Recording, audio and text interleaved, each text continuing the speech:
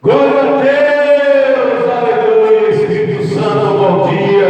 Espírito Santo, Espírito Santo, não me deixe só. Espírito Santo, vem fazer morada. Espírito Santo, vem me envolver. Espírito Santo, aqui é tua casa. Espírito Santo, não me deixe só. Espírito Santo, vem fazer morada. Aleluia, aleluia, e aleluia, aleluia, e aleluia, aleluia, e aleluia, aleluia. Espírito Santo, não me deixe só. Espírito Santo, vem fazer morada. Espírito Santo, vem me envolver. Espírito Santo, aqui é tua casa. Espírito Santo, não me deixe só. Espírito Santo, vem fazer morada. Aleluia, aleluia, aleluia. Espírito Santo, vem fazer morada. Espírito Santo, Espírito Santo, aqui é teu lugar. Espírito Santo, Espírito Santo, aqui é tua casa. Vem fazer morada. Espírito Santo, Espírito Santo, entra na casa dessa pessoa agora.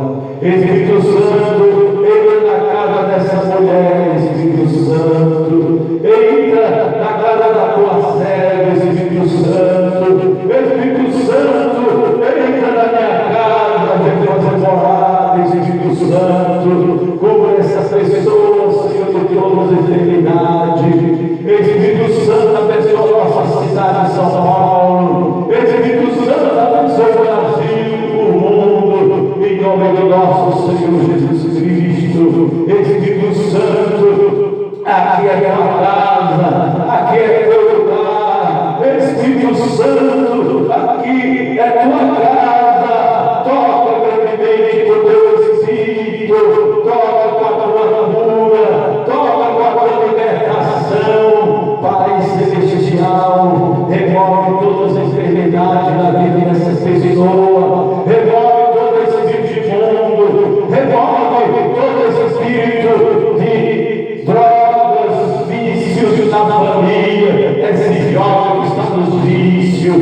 Toca na vida desse jovem, toca na vida desse jovem, abençoa essa jovem, essa mulher, esse adolescente que se encontra, em nome de Jesus Cristo. Salva esse jovem que se encontra nos vícios. Toca, abençoa essa pobre mãe que ora de manhã à noite, nas madrugadas frias, não dorme por causa do seu filho que está abandonado. Em nome de Jesus Cristo, toca grandemente na comunidade, toca no nosso Brasil, com a tua mão poderosa.